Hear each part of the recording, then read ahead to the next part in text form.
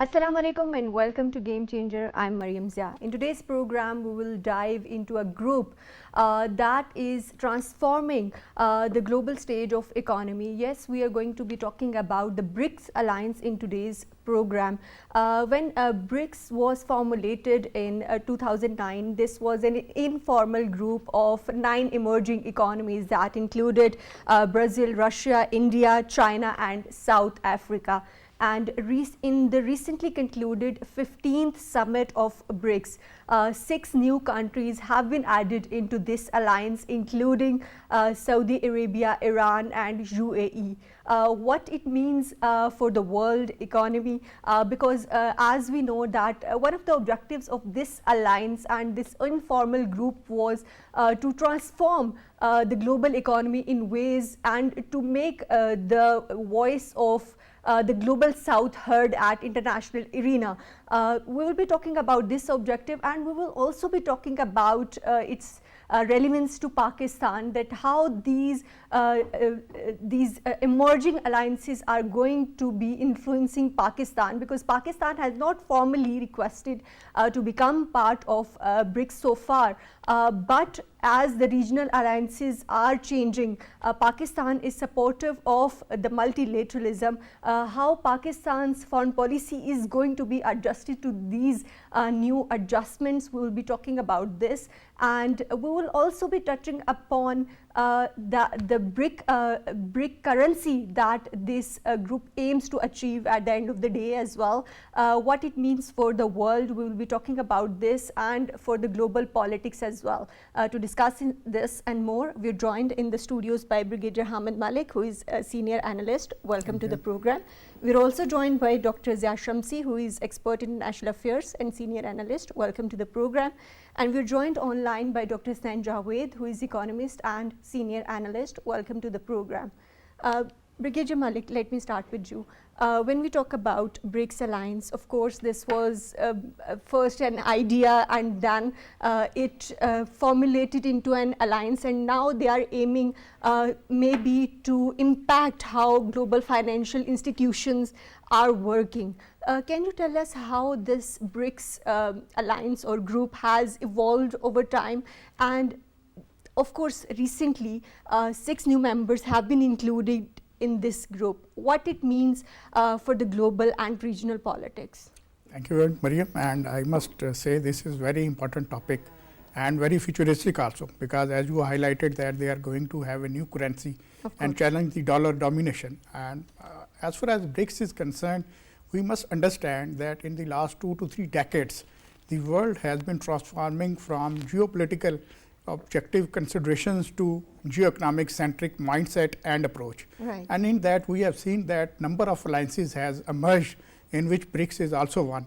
And as we say, its origin is in fact in 2001, when economist Jim O'Neill, he had an idea that there are 5 emerging economies which are going to dominate the globe by 2050. And in that he thought that Brazil, Russia, India and China are going to have that considerable clout on the world economy.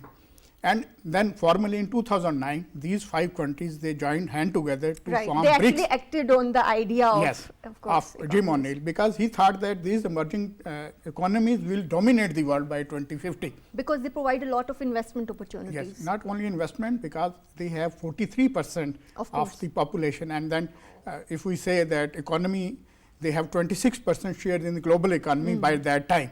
And by joining 1 year later by South Africa, it has also a now footprint in Africa also. And as we said that the recently concluded summit, that is the 15th summit, now 6 new members has been added. Argentina, then Ethiopia, Saudi Arabia, Egypt and UAE. They have been also included. And for another important aspect and the significance of Brics is that 40 countries has shown interest to join Brics, because they think that in future Brics will be a very vibrant, a dominant player in the world politics as well as world economy, and it has the potential to challenge the already entrenched European based or American sponsored financial structure that we have, because there are 2 main movers in this. One is China and Russia, which feel that because of the subjugation by these Western powers and USA, their economic interests are not being looked after as that in the world. And if we see that overall mass of the global economy in that, we feel that if that happens, then as far as the challenge of dollar is concerned, we can trace back history. 1960s, people have been talking about there is too much domination of dollar. Right. What we see presently, 85% of world trade is being done in dollars, whereas in yuan it is only 5%. And Russia recently has also tried that the world trade, as far as dollar export by Russia is concerned, it should be in non-dollar currency. Of course. And I think with passage of time. But how feasible is this idea? That is another question. There would be a number of challenges because there is an existing status quo, I would rather say, that would maybe challenge the new emerging system. That is another question as well. But Dr. Shamsi, of course, this is also significant because these 11 countries that now comprise Brics as of today, they make around more than half of the world's population, that is 3.7 billion population of the world reside in these 11 countries. So in your view, how do you see that this group has evolved over time? Of course, since its inception, new countries have been included, and how significant this is going to be for global financial institutions? Thank you, Maryam. Bismillahirrahmanirrahim. It's a, as Brigadier Sahab said, it's very important topic because it has future implications. We need to understand whenever we are discussing a group or an alliance, we need to understand the basic purpose, aims and objectives of that alliance. Right. It started off with 5 members, let's say 4 plus 1 by 2009. And what are the main pillars? Peace, security, cooperation, growth. Okay? So, growth is not possible or development is not possible without peace, security and cooperation. Okay? So, in that sense, it was very significant that it evolves at a faster rate and it had the support of the SCO that was already maturing during this period. The contest is now between China and America, or the US led G7 and China led Brics and SCO. What we are going to see is in next 50 years, not the economic turnaround, but a major change in geostrategy, geopolitics and geoeconomics. Africa now is being replaced from being colonial subjects of France, UK, Dutch, Portuguese and so many countries by industrial development by China and the armory of Russia. And this we are going to see in Niger in case the war breaks out. Okay? So, with that purpose in mind, peace, security, cooperation and development, we must evaluate that its reformation or its evolution, how is it going to take on the G7, which has been dominant so far. Because it has already challenged. Of course, because this expansion is also significant. There were voices within Brics as well that opposed expansion, that maybe inclusion of other countries in the group would divert it from its original purpose. And one of those countries was India, that that opposed inclusion of those countries. So that this was failure on India's part as well, that more countries have been included, like 6 countries, and now it's more than double of the size that it was originally when this is the basic difference between G7 and Brics. Right. Brics works on mutual cooperation, mutual respect, multilateralism and consensus. So, if there is a consensus between China and Russia, they can easily slice India out, because India still does not want to leave the Western bloc also. Of course. Isn't it? So that is the Right. reason that they were able to include. And just look at the countries which are joining. Saudi Arabia, Iran. How come? Because only 3 months back, China was able to put them together. Of course, China brokered the deal between these major allies. So, how come Argentina is in? Because Brazil is the founding member. Of course. They are neighbors. All right. So, we need to have a look at the purpose of the organization or the alliance and its impact on future geopolitics, geoeconomics and geostrategy. It will have an impact and a very, very serious impact on all these geos. Of course, this is very significant, Dr. Hasnain.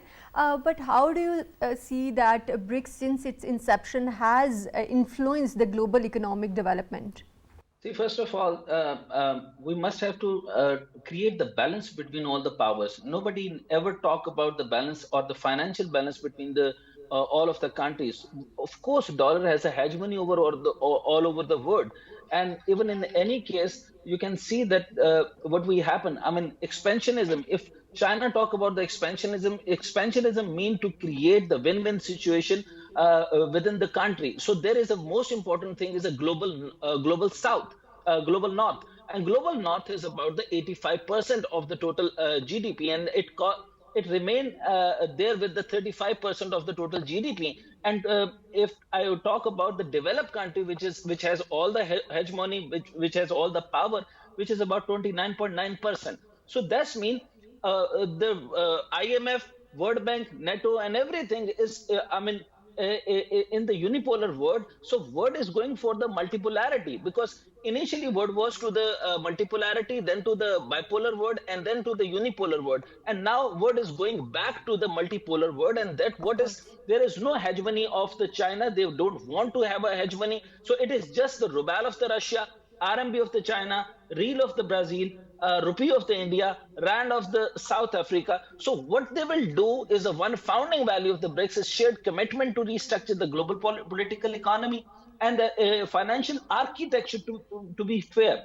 I mean, the financial architecture to be fair, balanced and representative, resting on the pillars of the multilateralism and international law. Otherwise, as Modi says, that there should be two parts. One is if there is any sanction on any country would not be the part of BRICS.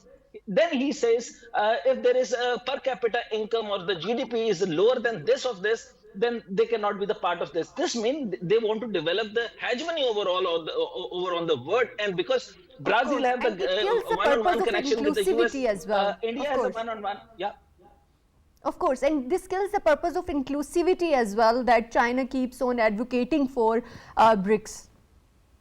Exactly. So this is why. So what BRICS have developed, let me tell you one more thing. They are not creating any currency as for now. So because I am in China, I have recently having one meeting. They are not creating a currency. What they are doing is they are giving a chance to the ruble, RMB, real, rupee, rand. So whatever is possible, they can have a development on any of the currency. They can swap the currency of the 40 country, so they can give the value to each other. But they are developing a financial bank, what we call it, the BRICS Pay. They are going to develop a BRICS Pay system within the 40 countries, and other what Dr. Shamsi referred to it. And the new development headquarters in Shanghai, China is premier institution of BRICS, and the bank aim to mobilize resources for infrastructure and sustainable development project in BRICS and other emerging market and developed economies. And then is the Johannesburg-based African Regional Center of the bank. Bank plays a catalytic role in providing a financial project and preparation support for the infrastructure and other system. So the most important thing is that their architecture, the architecture is most important. So they are creating the cooperation within the business forum, within the business councils, within the women cooperation all over the world, and they are moving on to the different side. So expansionism is the big deal in the forward matter when you will discuss. I definitely project all these areas. Of course, of course. So let me take this discussion back to the studios.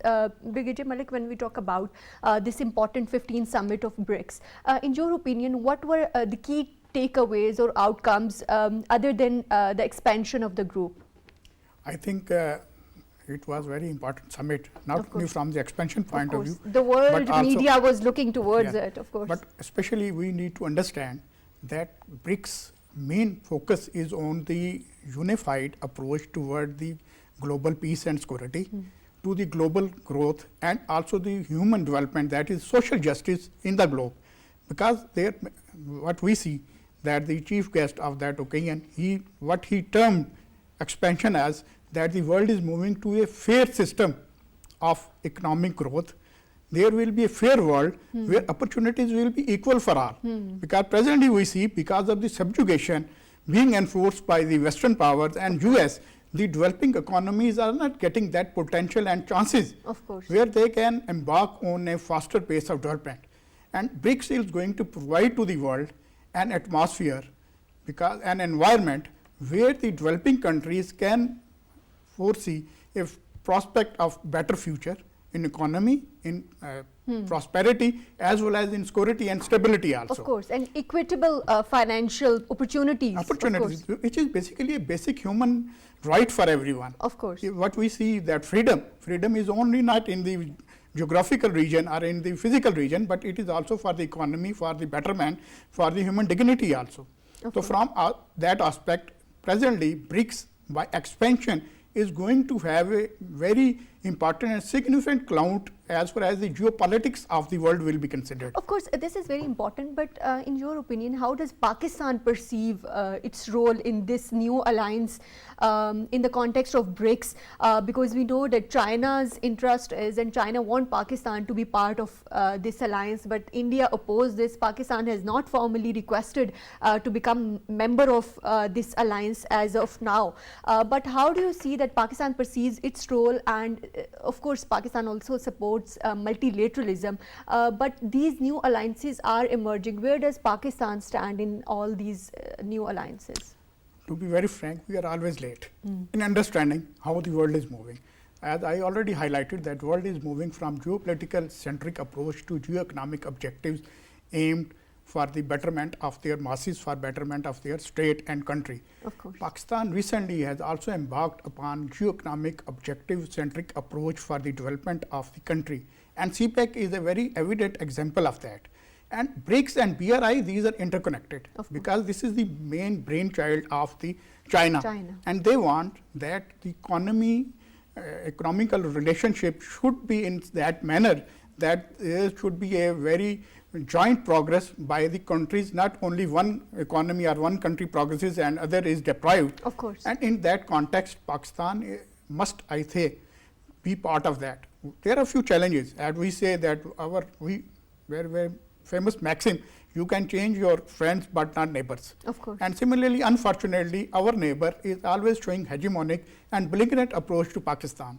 Pakistan wanted to join these side talks on the technological aspect and the economic growth of the BRICS summit was concerned. But India it was blocked out, of course. And this shows it is not only the government to government approach where India is showing belligerent and hegemonic attitude, even public to public contacts we see that India is not allowing their cricket team to come to Pakistan and play Asia Cup in Pakistan. Our artists are not allowed to go to India and perform. And it shows basically the hidden hatred which India is for Pakistan.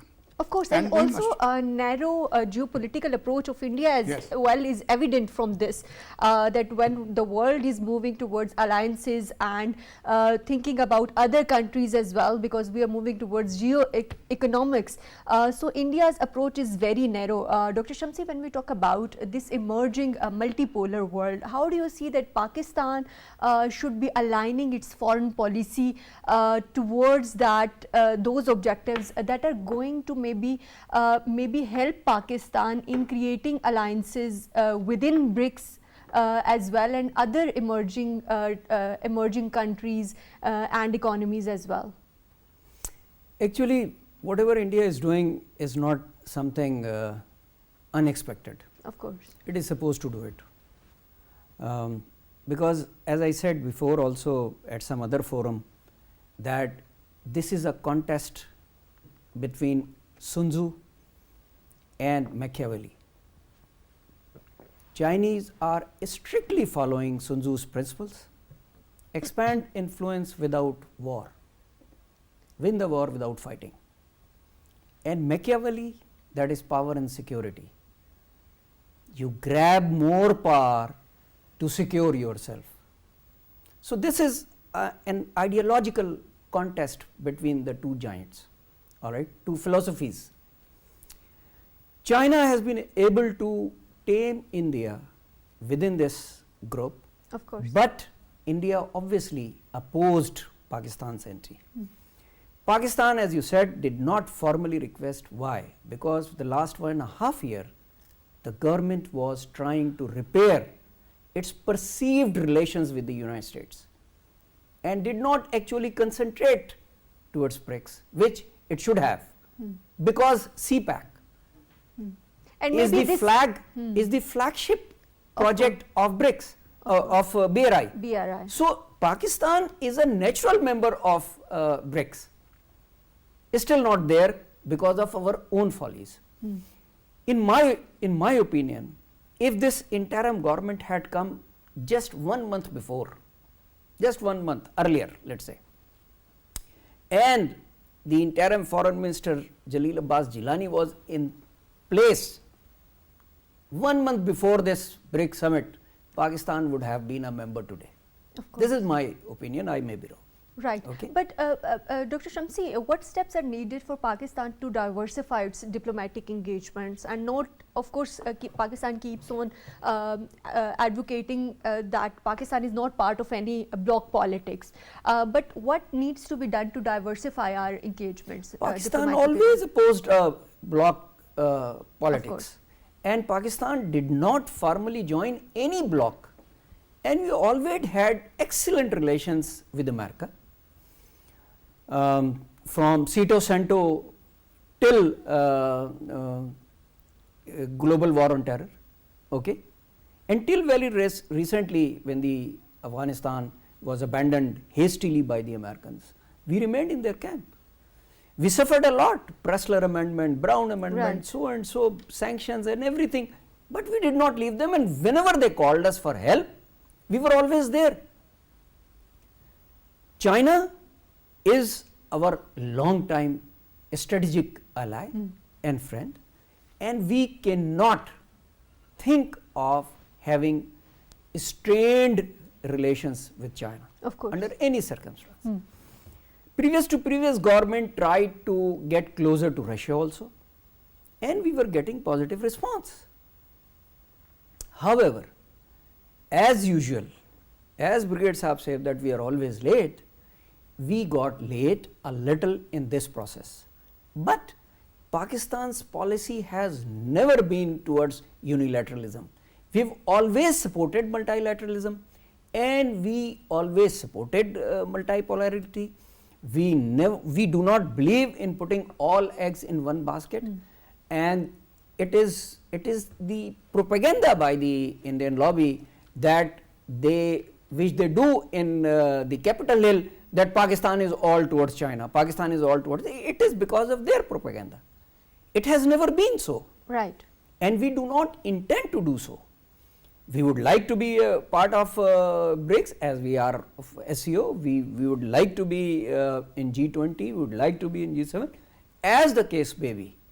Why? Because our objective is well-being of the people of Pakistan, peace and security in the region, and it will not be possible without including Pakistan in all inclusive dialogue, Of course. Of whichever course. forum is. Of course, that is very important. So, when we talk about this, Dr. Hasnain, what are some of the specific sectors in which do you think that Pakistan has potential to engage with BRICS countries for achieving its developmental goals?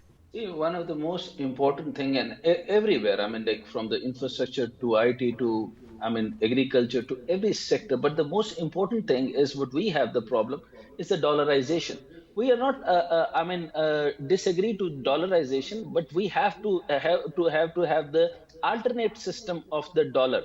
So rather, it is about the diversification of the monetary system, which would be consist by the today's global economies. The vision of the word by the Brics countries to key importance of for many newly industrialized and developing state. So without this, we cannot ensure any of the industry, any of the agriculture movement, any of the foreign direct investment. And of course, once we will be the member of the Brics, the foreign direct investment will be very much easy for us.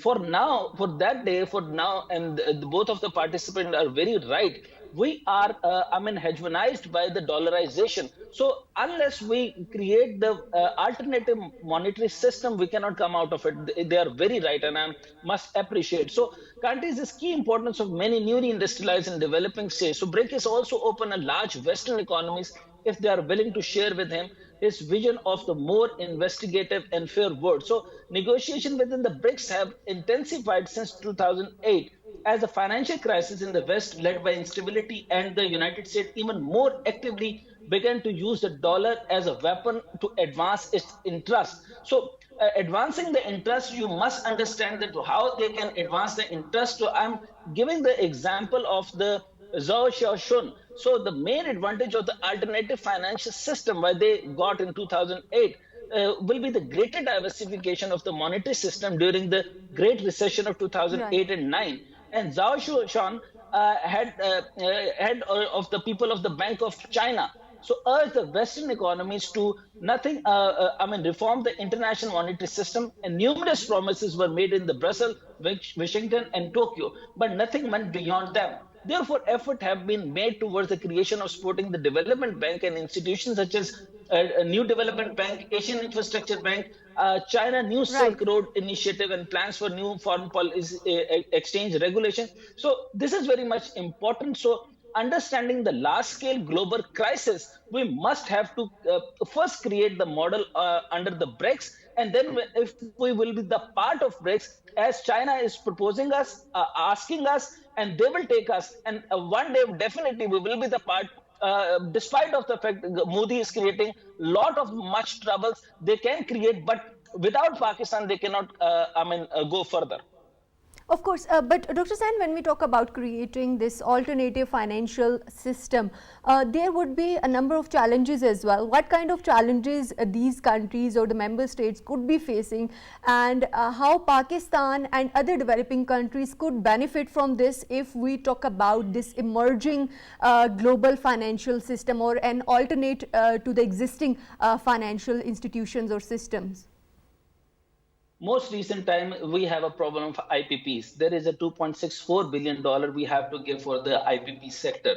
Otherwise, we will challenge in the global courts.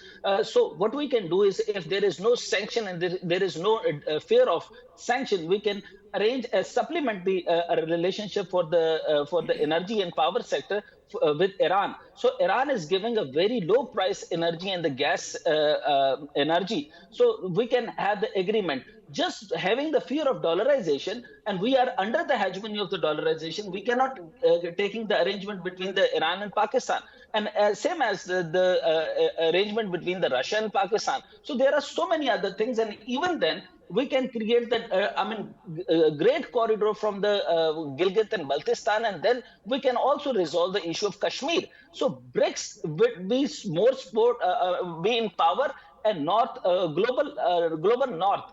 When the global north will come with us, of course, the all African countries, and then we can share the power between the ruble, RMB, Riyal, Rupee, Rand. So then we can have the more established foreign direct investment, and then we will not base on the dollar. So we are lack of dollar. This is the main crux and problem of the whole summit. So I just want to refer a speech where it was it is the abstract from the 15th summit. So China, it is a statement from the China. The speech made a tiny veiled attacks on the U.S. described the unnamed country as obsessed with maintaining hegemony and has gone out of its way to crippling the emerging markets and developing the countries. So whosoever develop the first become the target to contain, whoever the catching up become, it's the target of obstruction. So this is very much important. However, that we are creating the relationship between the other countries. So moreover, first important part is,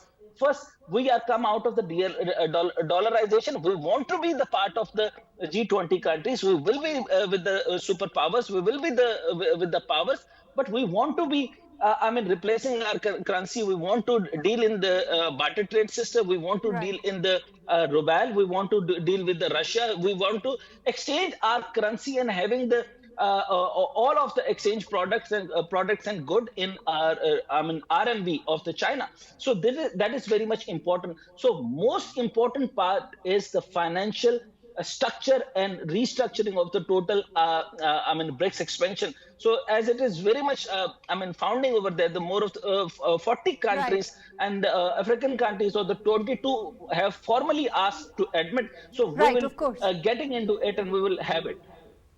Of course, and this expansion is very important, and what it means for Pakistan. Thank you very much, Dr. Hasnain, Javed, for joining us in today's program. We will be taking a short break here, and when we come back, we will be talking more about BRICS and what it means for Pakistan when we talk about multilateralism and emerging new world order, we can say, and what would be the challenges and how this cooperation can help developing countries more.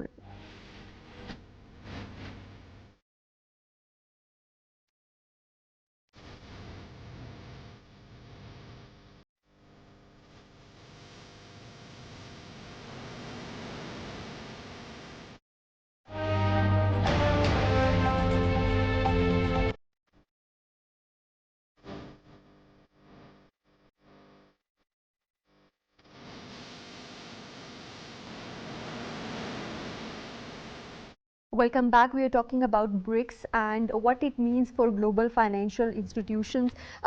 Brigadier Malik, when we talk about these emerging economies, of course, this is very important, and one of the objectives of this alliance was to raise the voice of global South on international arena. Do you think that this BRICS alliance has achieved its objectives? I think they are on their path to achieve objectives, and this is a good start.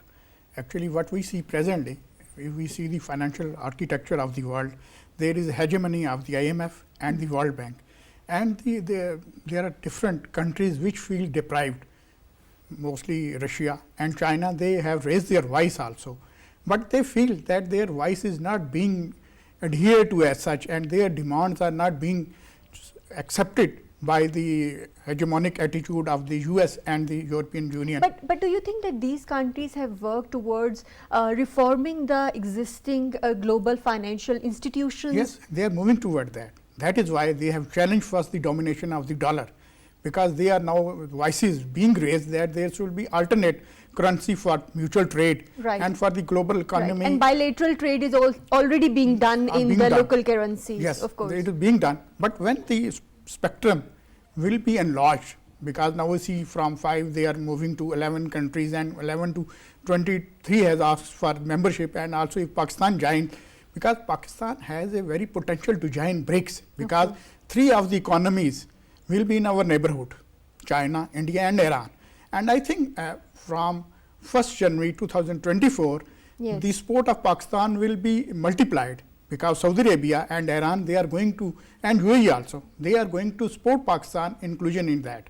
And if we say that BRICS and BRI, these are 2 parallel streams which are being driven by the China for the economic growth, which is based on mutual respect and mutual interest. In that, Pakistan figure out to be the most paramount and significant partner as CPEC also, as also highlighted by Dr. Shamsi also, that CPEC is the flagship project of China, and by advocating the expansion in BRICS, China wanted Pakistan to be taken as member. Though Pakistan has not formally requested for that, but in the future we see, because Pakistan interest of foreign policy is also shifting from geopolitical based interest to geo-economic interest. And I think if Pakistan also join, first step would be that there will be a alternate currency for global trade, and then the hegemony of the IMF and World Bank will be also challenged. And BRICS can also have their own bank, like Asian Bank and all like that. There can be a BRICS bank also, and also an institution like IMF, where they are going to support the weaker economy to get out of the shambles of the hegemony of the US or the West.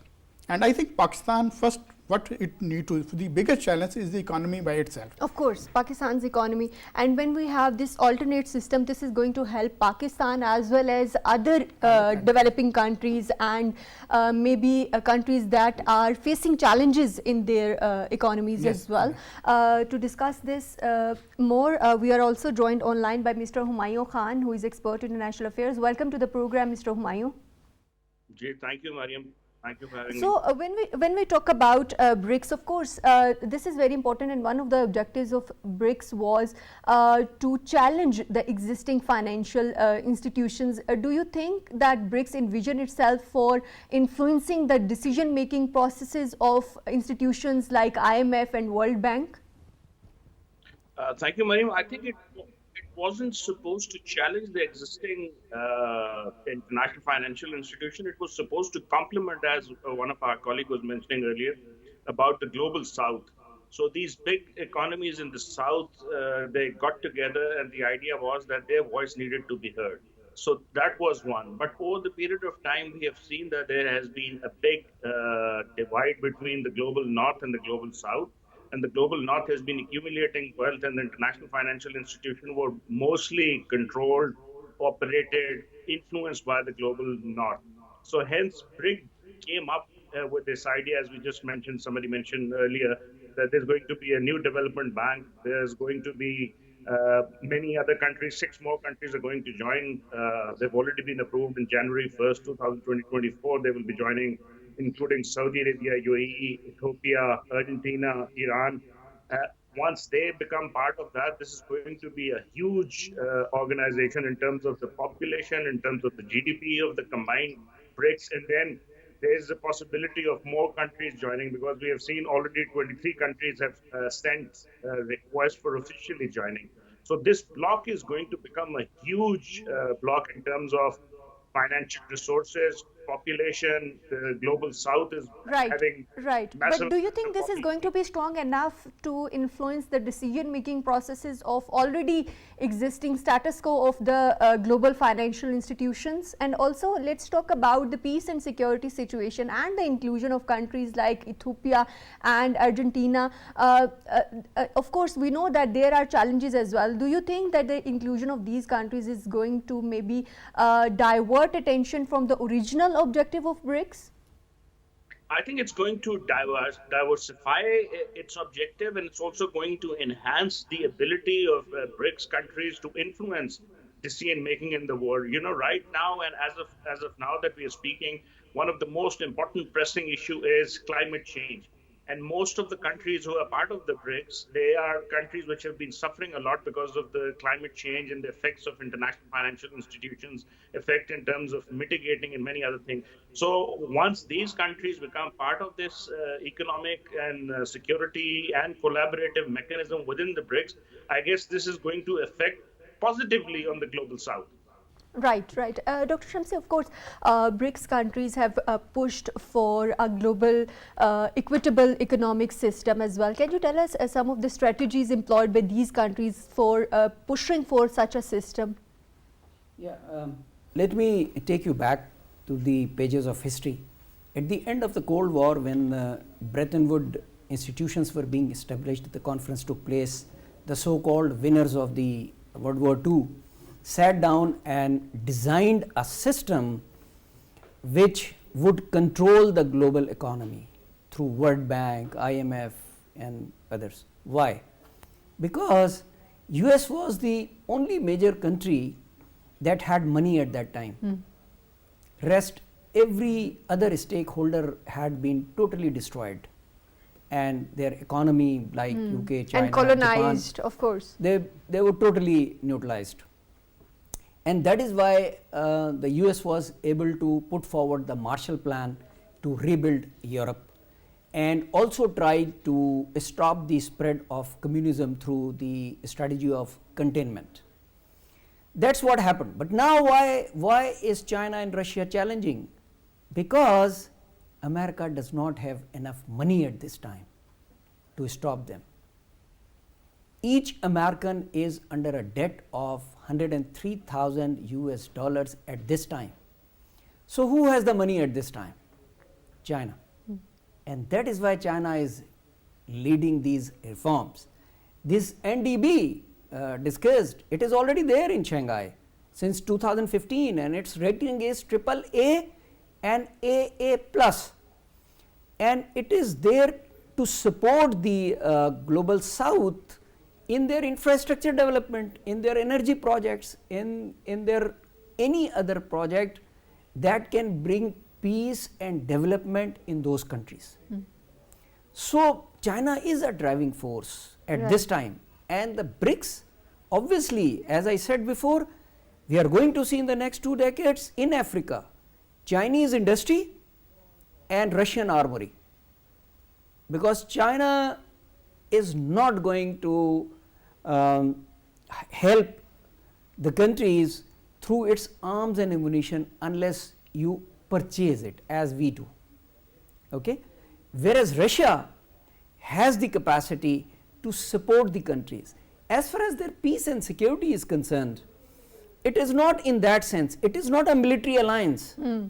It is not going to give any security guarantees to its members. Of course. Like NATO does. Of course. Okay? So that is the basically difference. It would promote peace and security among its member countries, but it is not going to involve itself as an alliance.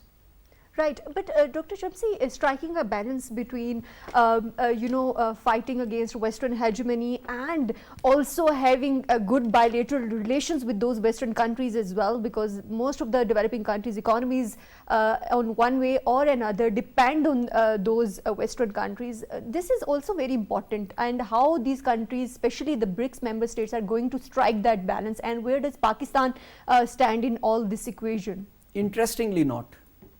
None of the developing country is dependent on them. Interestingly. So, let me tell you, there is no need to strike a balance between... Absolutely. Why? Because those major European countries are dependent on energy on Russia and industrial goods on China. So they are not on a very stronger wicket at this time. And they don't have the cash inflow as we know. The only thing the America has at this time is an outstanding the armory or the arms and equipment because of the technological prowess. There is no denying that. And that is why it wants that world should stay at war. There should always be at least 2.5 wars going on in different regions, so that its military industrial complex continues to grow, because that is where it earns the dollars, the maximum. Otherwise, it does not export anything else these days except the arms and ammunition. And obviously, the cyber in the cyber domain, they have the technological prowess over every other country. There is no denying that. But they don't have money. Right. And money in international affairs is extremely crucial. Of course, economy is going to dictate your foreign policy as well. Mr. Hamayoun, this is very significant, but when we talk about BRICS, of course we know that since its inception, this group has evolved, and recently the expansion maybe has tilted its objectives somewhat more. How do you think that BRICS is going to maintain its relevance in the face of emerging geopolitics and geoeconomics? Thank you, Maryam. Basically, I would agree with Dr. Shamsi. The world is changing drastically, and now there's a massive shift from geopolitics to geoeconomics, but geopolitics is also going to play a significant role in the foreseeable future. The world is getting into different blocks, one which is being led by the Western world and the United States of America, the sole superpower, The other emerging blocs are China, Russia, and allied countries. Now, there's no very clear alliance in this sense, but the global south, which is being led by the developing countries and China taking the forefront. If you see Brics, China is one of the most important member of this Brics. And now when we talk about expansion, there are like a couple of areas in which they're going to focus more. The maintenance of peace and security is one area where Brics is going to focus in the future. And with that, we have many other initiatives from the Chinese side, which is going to be part of most of the BRICS countries. One being Belt and Road Initiative. We have spoken a lot in your shows in the recent past as well. The other few initiatives that the Chinese have started is Global Security Initiative and Global Defense Initiative. Now, with these, with the inclusion of Saudi Arabia and Iran, particularly in the Middle East, it is going to change a huge dynamics. China recently helped do a rapprochement between Saudi Arabia and Iran, and this is going to have a massive geopolitical and geo-economic compulsions and changes within the region. South Asia, which is going to, or which is trying to connect itself with Central Asia, with Western Asia. And when we used to have an issue between these two giants, the Muslim giants, Saudi Arabia and Iran, things were not very good. But now with these rapprochements and these development model and maintenance of peace and security through Global Security Initiative, I think BRICS is also going to have a very effective future geopolitical and geoeconomics dynamics within the region and globally as well. Right, this is very significant. So, and you mentioned about some significant initiatives of BRIC member states as well. Do you think there are some initiatives in which Pakistan can leverage its bilateral relations with these member states to become part of these larger initiatives for development, for economy, and for security and defense purposes? Absolutely. You know, Pakistan is friends with most of the new members. Pakistan is very close friend with China.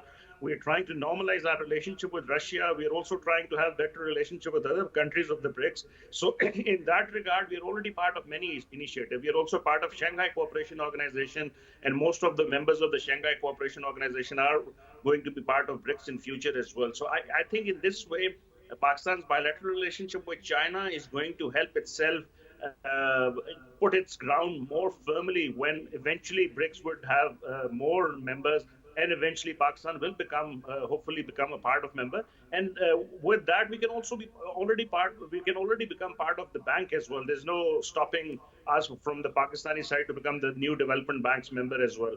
So in that regard, and we need economic support from these countries. You know, China, Russia, Saudi Arabia, Iran, and many other countries, they have huge economic muscle and leverage. So if Pakistan can maintain its economic relationship more with these countries, our economic woes can go away, and we will be able to manage our affairs very effectively in terms of our foreign policy, in terms of our defense policy, in terms of our economic policies. Of course, of course. Brigadier Malik, when we talk about this expanded BRICS group, how do you think this is going to change the global politics, geopolitics, of course, and the international relations, and specifically when we talk about South Asia, how this is going to influence this region? I think you have also highlighted the new world order. I think by BRICS, it is the new world order which is being materialized. And the main mover and shaker in this strategy is China, supported by Russia. And what they are aiming at a fair world, a just world, where the inclusion of the different countries and economies, they are moving toward the human development, the human dignity, as Dr. Shamsi also highlighted, that they are not going for the physical security and safety of any member state, but it is through the dynamism of the economy, the inclusiveness of different countries into BRICS, that their safety and security and fair play will be established in the world. And in Pakistan, we see that we are in the same geographical region where Iran is located, where India is located, where China is located. And the regional connectivity which we have, it provides us that potential that we should be part of the BRICS. And what BRICS is going to take shape in future is that they can have an alternate currency, so to challenge the domination of the dollars, and it also has a potential that they also going to have their own banks which are going to provide support to the weak and frail economies so that they come up out of their crisis. And I also highlighted that Pakistan's biggest challenge is economy, but the silver lining is that we are doing a great job for the revival of our economy. And with a better economy, we will have a better diplomacy also. And with our now geoeconomic centric approach, I think we will be out of this dilemma. Only need is that we have a very intelligent play, that at the same time we go and join Brics, get all the benefits from the joining of the Brics, and at the same time we don't antagonize the already established superpowers. Now world is moving to the multilateral power system. You see, China is a fair example to us, that while they are pursuing their economic goals, they are not antagonizing the world. Of course. What they are challenging is in a better fair play. And I think this is a very good example for Pakistan also, for its diplomacy also, for joining different alliances in the world also. To diversify its diplomatic Sure. engagement. So lastly, Dr. Shamsi, of course, tell us about Brics aspirations, long-term aspirations when we talk about its expansion, and how do you think that Pakistan can leverage its position and its bilateral relations with many members of the many Brics members to get maximum gains from this group as of now? Objectives of Brics are somewhat similar to ASEAN, that is mutual respect, non-interference, okay, equal opportunities to all, justice, fairness.